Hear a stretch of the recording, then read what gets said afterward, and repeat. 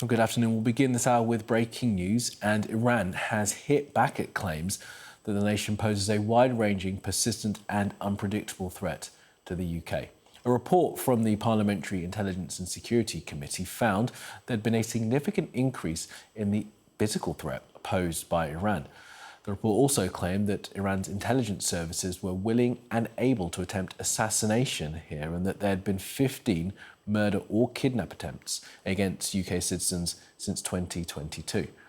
While the Iranian embassy in London has issued a response to the report, in part it says the suggestion Iran engages in or supports acts of physical violence, espionage or cyber aggression on British soil or against British interests abroad is wholly rejected. They say such accusations are not only defamatory but also dangerous, fueling unnecessary tensions and undermining diplomatic norms. They urge the UK to refrain from further disseminating false information that damages bilateral relations and regional stability. Well, let's bring in our security and defence analyst, Professor Michael Clarke, for his thoughts on this. Professor Clarke, afternoon to you. So, we'd expect that from the Iranians. Why don't we do, first of all, the report and what that actually tells us? Yeah, the report was completed in 2023, so it's a little bit out of date, and those 15 attacks or plots and assassinations have been updated now. So MI5 said that in the last just over a year, they've intercepted about 20 different plots. And by intercepted, they often mean they've just messed them up. They haven't come to anything. They've been able to undermine them before they get very far. But MI5 have gone public on this, saying that, yeah, they're doing it all the time.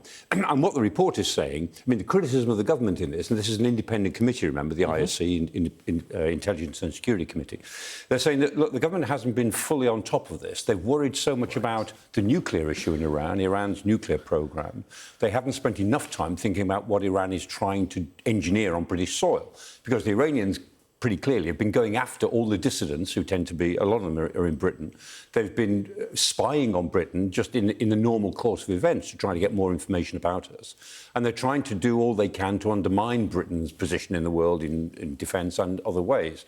And so what the committee is saying is, look, the government's got to wake up to this. And I think there's quite a lot of people in the intelligence business who would say, yeah, you're absolutely right. Should have been waking up to it a long time ago. And the Iranian response then, I guess that's sort of pro forma response, isn't it? They reject it wholly. Yeah, they do. Yeah. Anything we can read into the sort of the way that they choose to reject some of that? Not really. The Iranians always assume that Britain's behind lots of things. There's a lot of history behind that because, Britain controlled Iran from the First World War onwards, but before that, and then engineered a coup in Iran in 1953.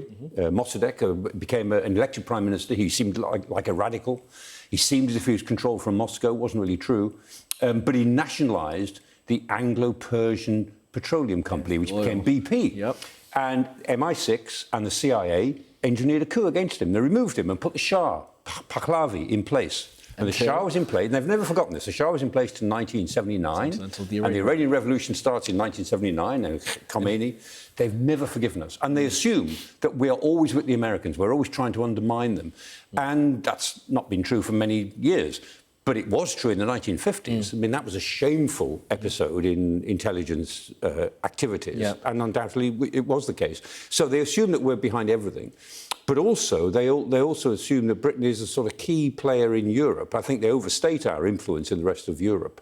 And because we're the sort of society that we are a sort of hotbed of radicalism from their point of view. We're a hotbed of dissidents, we're a hotbed of free speech, and they go after their opponents now wherever they see them. And the IRGC, the Iranian Revolutionary Guard Corps, of course, is an organisation that the Quds Force in particular, that part of the IRGC, they operate abroad, they operate across the Middle East, and of course we've been operating against them now for some years. Yes, it might seem like a long time ago, but of course you had the Iranian embassy siege here in London as well. And am I right in thinking... Yeah, that was nothing to do with us in Iran, incidentally. That was Baluchi separatists who took the Iranian embassy. And it was the Baluchis who would do it. It's nothing to do with Britain, except that it was on Mrs Thatcher's watch. And she said to Willie Whitelaw, the Deputy Prime Minister, she said, you're in charge of this. I don't care how you do it, but those people will not leave Britain. They are arrested or they're dead, but they will not leave. She gave very clear instructions. So it was nothing to do with us. It just happened to be in Britain. And, of course, it was a famous siege where the SAS, went in through the balconies, and it was a Hollywood-style operation in the end. OK, Michael, I knew you know about that. Thank you very much. As always, Professor Clarke, more from you throughout the afternoon.